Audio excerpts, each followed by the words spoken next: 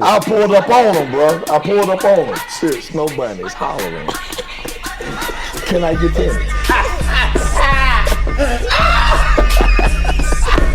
Hey, hollering at me. Can I get in? What's up? What's up? What's up? What up? Back with another rendition of City Boys. Y'all know me, but for the new ones, I am Pastor Mac, Durham, North Carolina. DJ Tito, High Point, North Kakalaki. Bro. Brandon Pierre, Greensboro, North Carolina. Gavin Williams, Greensboro, North Carolina. Dr. Shaw, shout out to Caswell County. Caswell County. You know, every episode he claim a different place. Hey, but you know what's crazy? Caswell County is a real place. I know it's a real place, but he said he was from Switzerland one time. Oh, yeah. Oh, so you been doing this east side? Every time. It's a new location. Okay. He's a world traveler. Yeah, something going on in Caswell. Yeah. So, Caswell. Casual. Yeah, Caswell. Yeah. So, but we're back just to hang out with my fellas, man. This has been a great conversation. What people don't know is outside of this conversation, like we rock with each other. For sure. So this ain't the only time we see each other. For sure. This ain't the only time we talk to each other. For sure. This is really a continuation. Like this is a continuation of conversation that we having. Like we got a text group. Yeah. That's lit.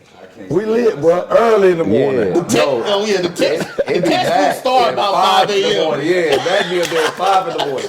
We sit there run down. I'm like, bro, you still wait a little bit? Dang. I had one eye open. I was like, oh, that's the fella. So like we not we not just some guys that come together and do this for the camera. Right. Sure. Whether the camera off or on, we still chopping it up. So it's real organic conversation. And I appreciate you guys just allowing us to chat. It's good for me. It's therapeutic for me. I look forward to it. So we're gonna jump in today because we got a little bit to talk about. Oh my God. I got an interesting thing that I want to throw out the table, throw out to the floor with you guys. And it kind of hits home with me in the season that I'm in right now. But your relationship with your father, how has it shaped you as a man? And do you think the older you have become, has it allowed you to understand or maybe even accept some of your parents' actions and decisions, especially after you got married? So what's your relationship like with your father? How has that been? And the older you became, do you think it allowed you to understand or maybe accept some of his actions and decisions, especially after marriage? Man, well, my relationship with my dad, man, my dad 72, but my dad has been in my life, man.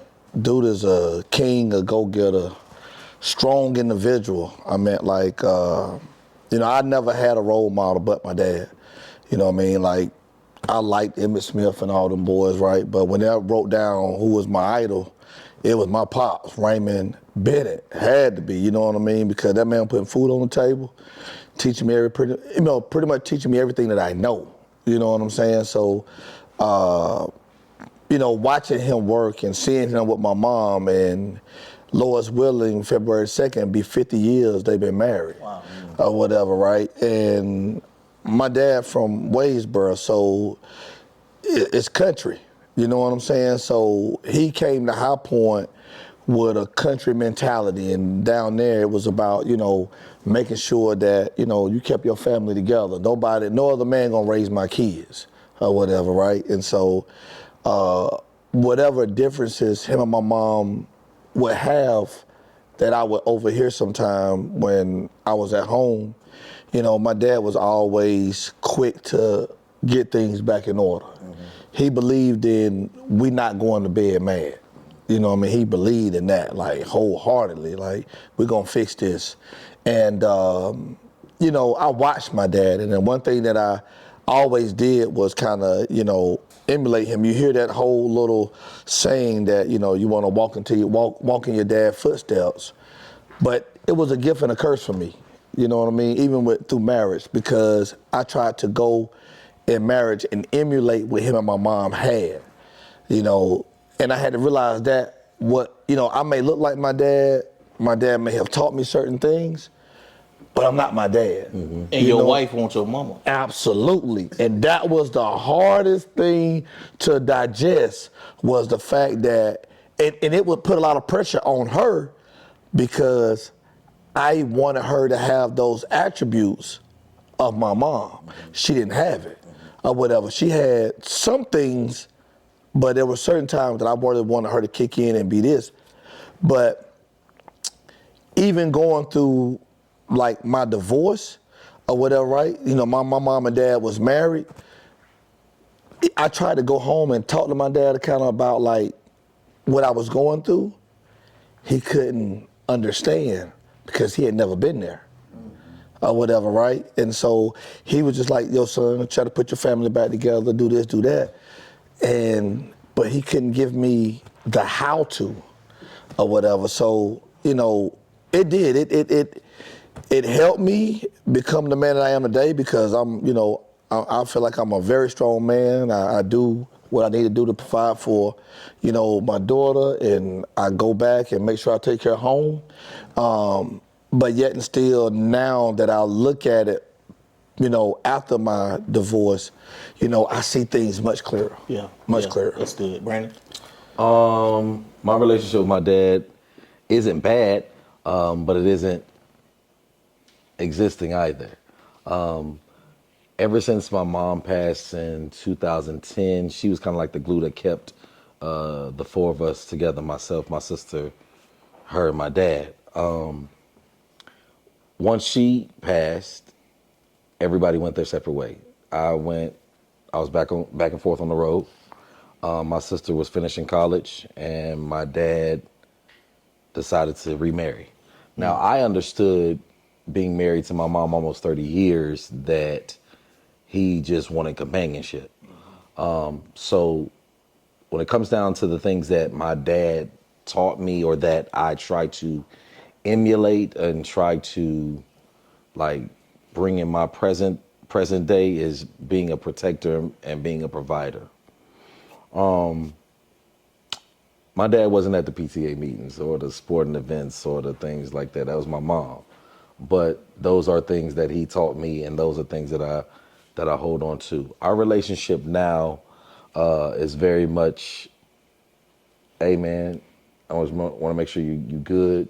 I don't necessarily have to put my hands on you or see you face to face, but if I can hear your voice, I'll know that you're good, and that's good enough for me. I think I have, over the years, lowered the standard of who I wanted my dad to be to me, and I'm cool with that. I'm cool with that. I think that there are some things that happen in his marriage to my mom that I stay away from altogether, you know? Right. Because I never want to be that person. But I do find oftentimes, without even like a conscious awareness of it, that I act like my dad a whole lot. When it comes to the cutting you off and acting like you didn't exist, that's Thomas Allen. When it comes to the silent treatment and you know, moving a certain way, and that's Thomas Allen. And so those things, I guess, innately just became a part of who I am. Mm-hmm. And, you know, they did show themselves present in my marriage at times. And that's why I just had to go to therapy and figure that stuff out. But I'm growing past that and being that person, because I understand that that's him. And I think more times than not, when it's me trying to show love or be present for somebody, that's those attributes of my mom, because she was always on the scene, always present, always, bigging up somebody and affirming somebody in a way. And I used to tell somebody joking, I'm like, y'all, I hate when I'm nice to people. I hate when I show people love, because it seemed like sometimes they take advantage of it, because I saw oftentimes them people take advantage of my mom. But when I act like my dad, it's like people love me. It's like they love me. So I find myself, slide into that and not finding a happy balance. But my dad's a good man. And I know he never meant no harm. I just know that all he knows is work, work, work, work, work. You know what I'm saying? Because he'll tell you, I had to work for everything I ever got, and nobody gonna take it from me. And that's kind of like his mentality. So, his work ethic is, I think, another thing that I've taken from him and just kind of cultivated to my own when it comes to my music career and things of that nature. But yeah, Thomas is a good guy. I love that man, but we are polar opposites, but we are so much alike that it's crazy. That's good. Gav? Dad, he's definitely my idol. I will say I learned from him work, how to look. Like I've never seen anybody love my mother or another woman like my father loves my mother. Hands down, how he loved me and my sister. I call him God's second cousin. That's how close they are. I done seen amazing stuff. So now, watching him be this great man, getting married, he became my friend. He became like somebody I could talk to about certain things after being married. Then when I became a widower, it became a whole different conversation in a good way. Although he didn't understand that, I think what was dope was he could empathize, because I know if he lost my mother, Right. I don't know how my dad would be. And I feel the same exact way. Yeah, Same, and that's how close they are. Yeah, so it's like, man, dare I say, God, my mama, then us, and work. Yeah. But he always had this thing that I still use to this day, like being in a relationship or being married, whatever it was. Watch how you talk to my wife. He separated wife and kids. Yeah. Watch how you talk to your mother. Watch how you talk to my wife. Yeah. Absolutely. Two separate things. Right. He always kept it that way. Yeah. So, hey, that's my wife. You gonna have to pay for that. Yeah. Hey man, watch how you talk to your mom. You know what I mean?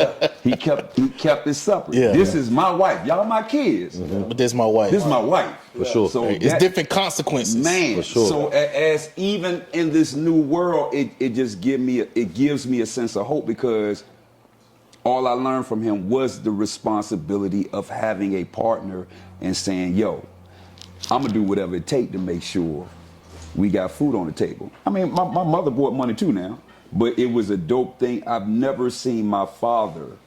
He knew he had a job at the VA and he worked with his hands. The craziest thing I ever seen, my daddy, one time he went outside, started praying in the garage. Next day it was a car. Still don't know how that car got here. It was God.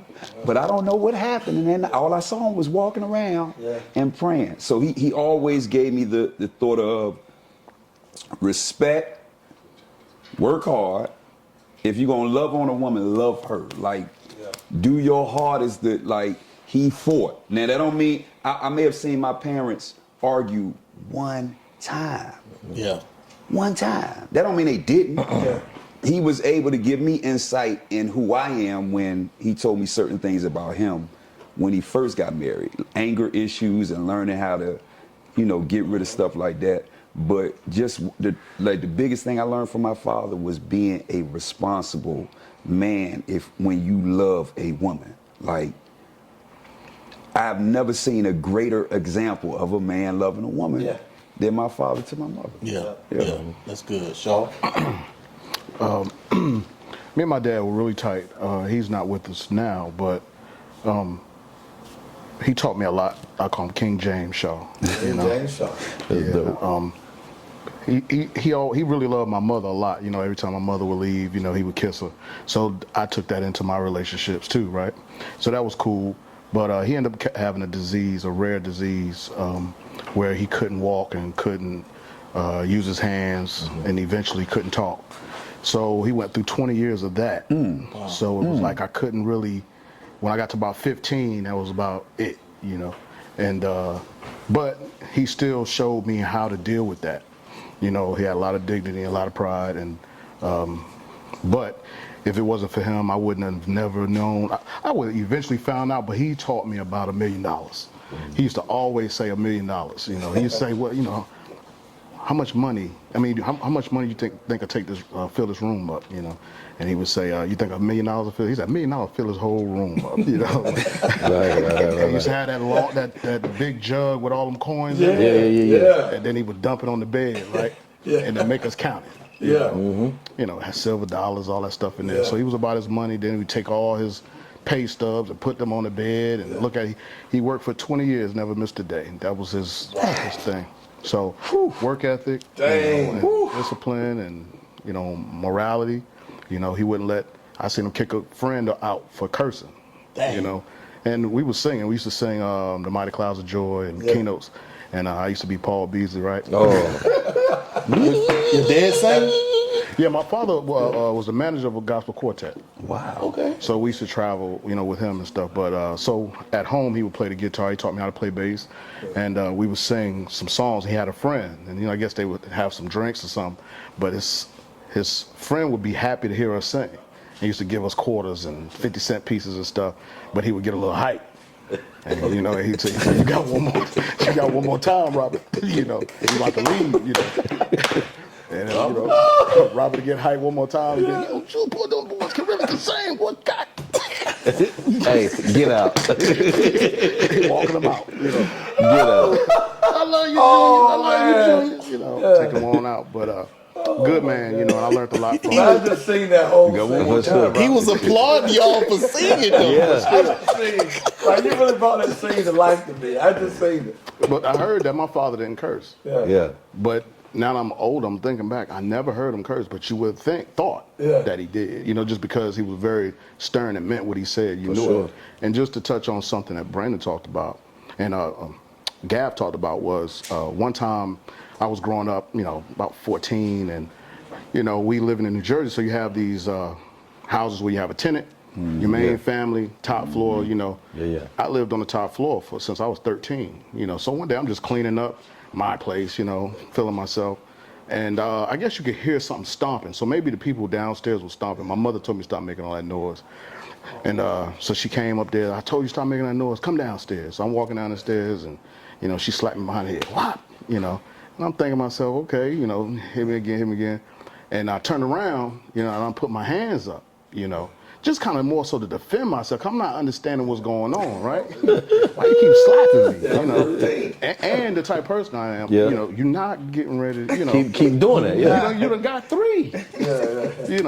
So she told my dad, after she went off crying, told my dad. My dad came home, called me in the kitchen. As soon as I came to, boom. Hand was up under my neck, back of my head was against the refrigerator. He was trembling and shaking and crying. Just a tear just dropping out of his eye. He said, if you ever talk to my wife like that, I'll kill you. Dang. You know what I'm saying? So now I learned the order of things in the household. Yeah. And I carried that with me, not in a bad way, but I know he loved me. Right. But what I did was unacceptable. She first. Yeah, that's good, man. It's like you always had that defining moment where you try your dad and you realize, like, I never want to do that. Yeah, never want to do that again. I mean, I had it, but mine ain't go like that. I guess without getting too into it, my parents dealt with some domestic issues. So I mean, my mother became best friends because I would know what was about to happen, and I would know what my father was about to do. So I would go grab my mom's keys, and I would look at her and be like, yo, I got your keys. So if he tried to go get your keys, he ain't gonna be able to find them, but we can get up out of here if we need to. So that's how my mom became my best friend. And before my dad, you know, gave his life to Christ, he's a wild boy. He's crazy. So, you know, I remember at 8 years old, I held a knife to his neck. And I said, if you hit my mother again, I'm going to kill you. And I meant every word of it. Because I was tired of that. I knew that it wasn't normal.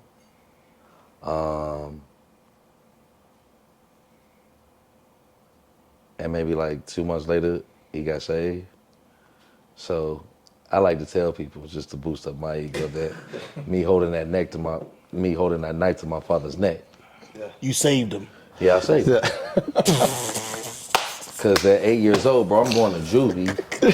I'm out when I'm 18. Yeah. I still got a life, G. Like, he died, you know what I'm saying? So, I know that was my mom's prayers and everything that she was asking God to do for our family at the time that allowed him to do that. But before then, my dad just dealt with a lot, you know, just is like how he came up, and, you know, his father was in the service and died in service. You know, back then they sending checks home to make sure the family's taken care of his pension or whatever. My grandma going to take that joint and spend it on bingo.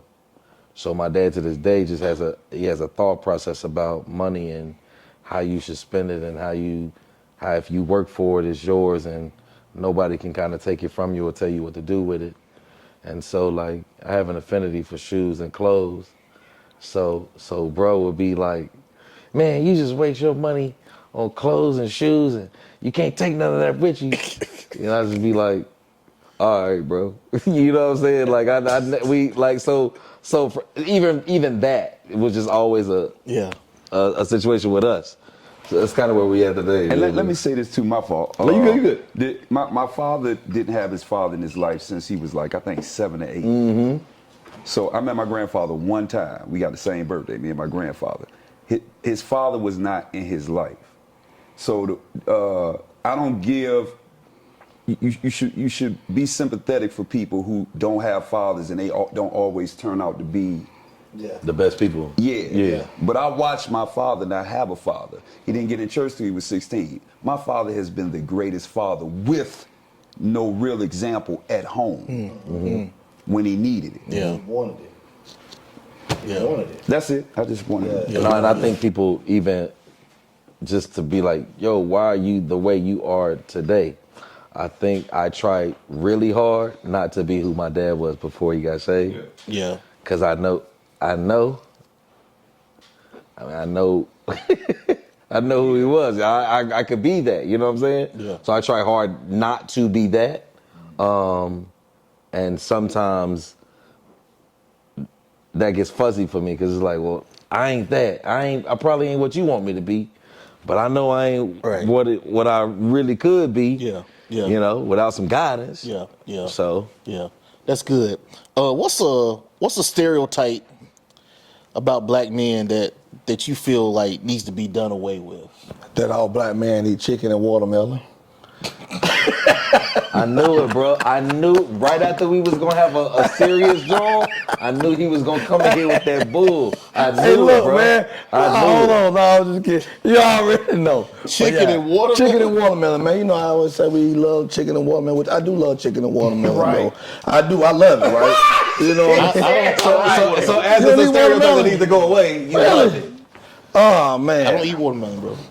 But you know, I mean, but that I just threw that out there. But no, on some real, right? I think a stereotype that need to die about black men is that we're angry, that we're always angry. You know, like just in corporate America, you know, our demeanor intimidates them or whatever, right?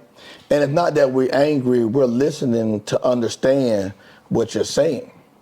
Because you may be talking in an unorthodox way that ain't really registered to my eardrums right now. So I'm giving you the serious, like, you know, and then it's like you get the feedback that, like, yo, man, you mad? You upset?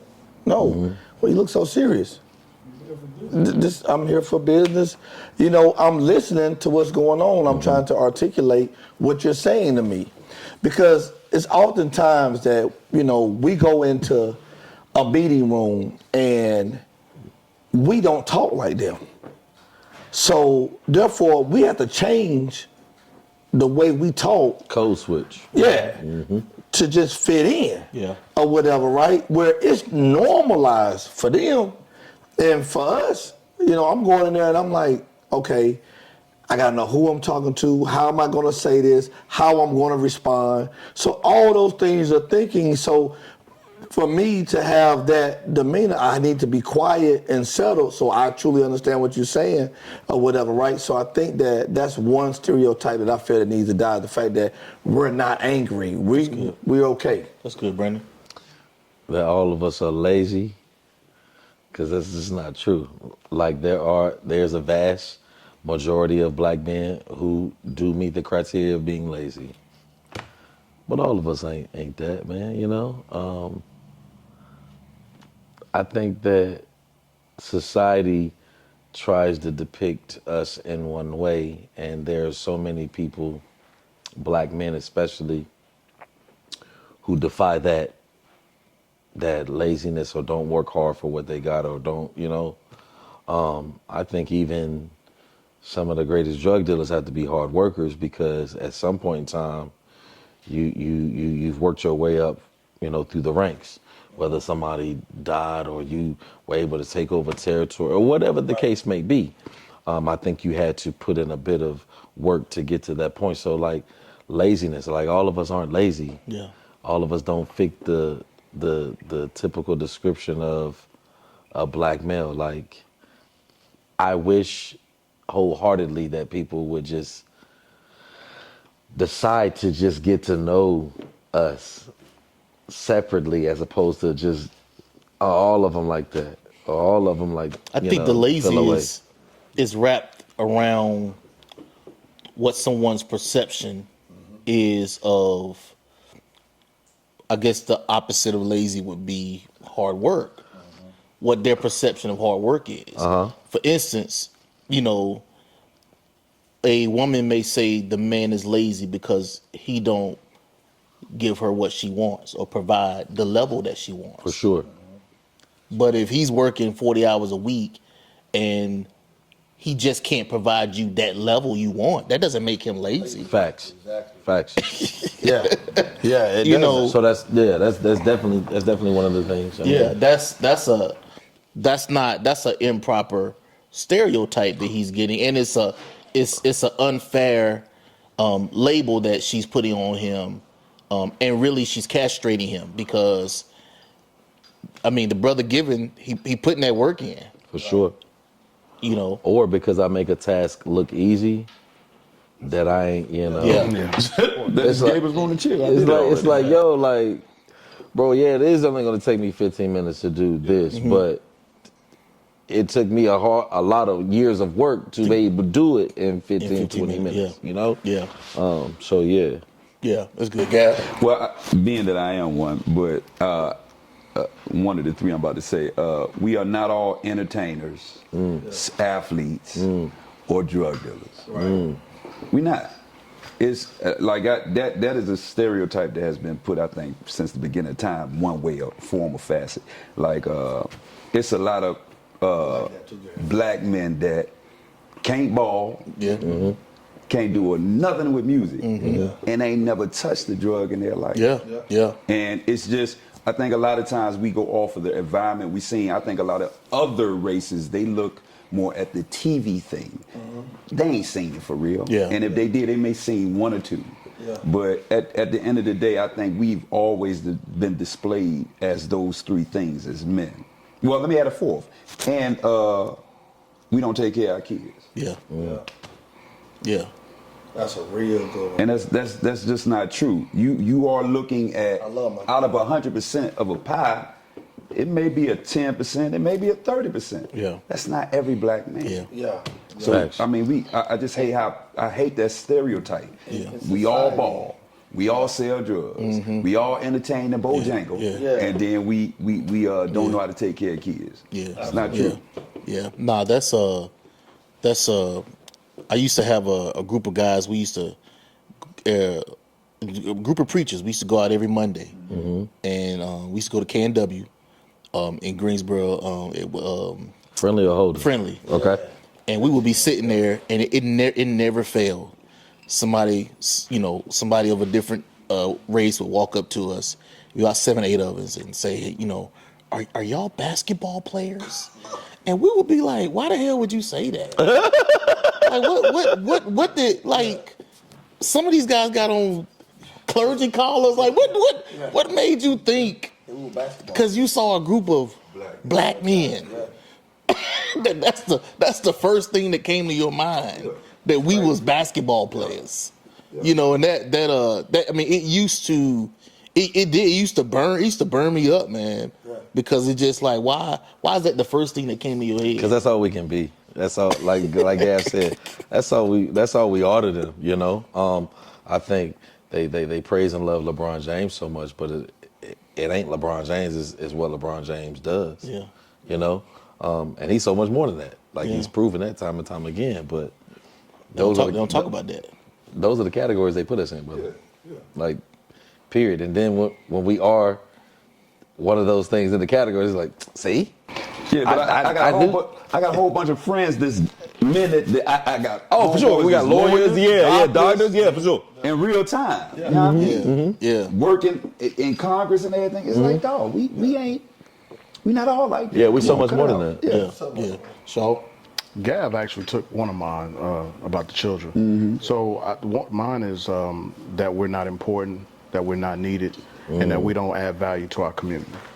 I think that's a big misconception. Yeah. And I think that black men are some of the most involved and loving of their culture and community. It's just I think the narrative has just painted such a bad picture and given us such a bad rap. For me, I look at the different industries like basketball, football, presidency, academics, whatever it is. If we're involved, we rise to the top. But for some reason, there's some sort of campaign that has been given out to everybody to make people think that we're at the bottom, and it's so untrue. And I think that it kind of messes with our psyche sometimes because we know what we're capable of, but people don't give us that respect at all. So that's good. All of those probably hit home for me, and I've experienced them in so many different layers. I remember when I was the ambassador for the Greensboro Chamber of Commerce, that idea that a black man is angry because my disposition is always stoic, and it comes across, until you get to know me. You know me, exactly. But it's like, well, this is just how I listen. I mean, I can't help. I can't help see how that God with a created me to smile listen. on my face to listen. Yeah, I mean, why do I want to listen to you like this? Yeah, exactly. Right.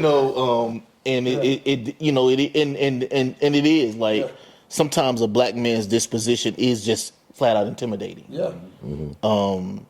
And a big black man is that at that. It can be intimidating. Yeah. And unless you've experienced it, you don't understand when you walk past a car and you hear them lock the door. Yep. Man, I never forget, man. My stepdad, we was, being in Durham, man. Us Durhamites, man. I love Durham, bro. I love Durham to death, bro. And I was in high school, so, and I was already wild, so I didn't mind that he did it. Like, I was with him. So we walking in a little convenience store, and we in a part of Durham, East Durham. Yes, sir. Anybody know about East Durham? Yes, sir. And this white lady, she shouldn't even been at that convenience store, because that's one of them convenience stores when I was in high school.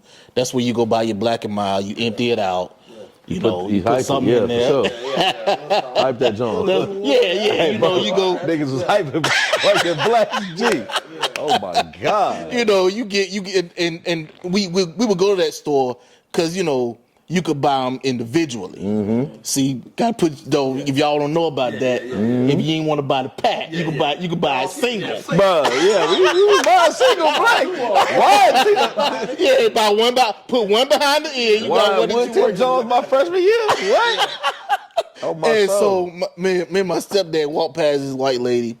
She locks the door, and we go in the we get halfway in the store, and he's hot. He's mad about it. Yeah. He runs back to her door and start yanking on it. Oh, God. Why did we go to jail? He starts yanking, but and he was messing with her. Yeah. But his point was like, all of us ain't like yeah, that. like why you doing all of this? You We doing ain't too much. like we ain't trying to, but we ain't trying to mess with you. And she was like, ah, and he was like.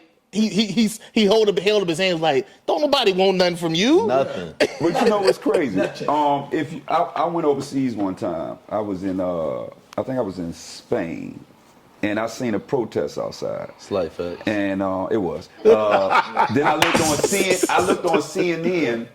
I went back to the room and looked at CNN. They was talking about the protest, but they made it seem so crazy on CNN. Yeah.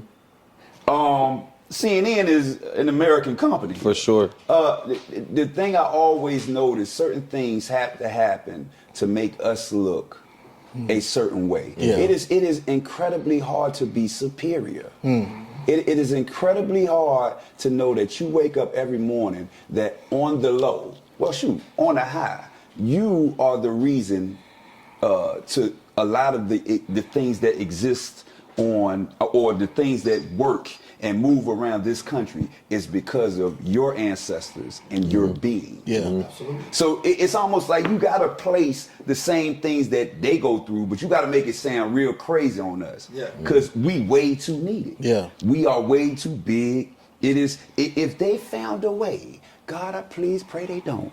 Yeah. If they found a way to take our blood, they would never talk bad about us again. No. They would just be us. I mean, but you look at it. You can look at just the news, and anytime something go on, they try to find the gutless person they can find to put on camera, to expose and put that stereotype on. And they gonna make sure that it's up close and personal. You can see every crater, every pimple, everything on that person. Right? Like, why they put it on TV like that? You gotta do that to superior people. But that's what I'm saying. That's what happens, bro. Superior people, you gotta find a way to make it look like they not as great as they really are. And I think that's where all the stereotypes started with. We were never made to be this way. We were never that way. You know what I mean? Yeah.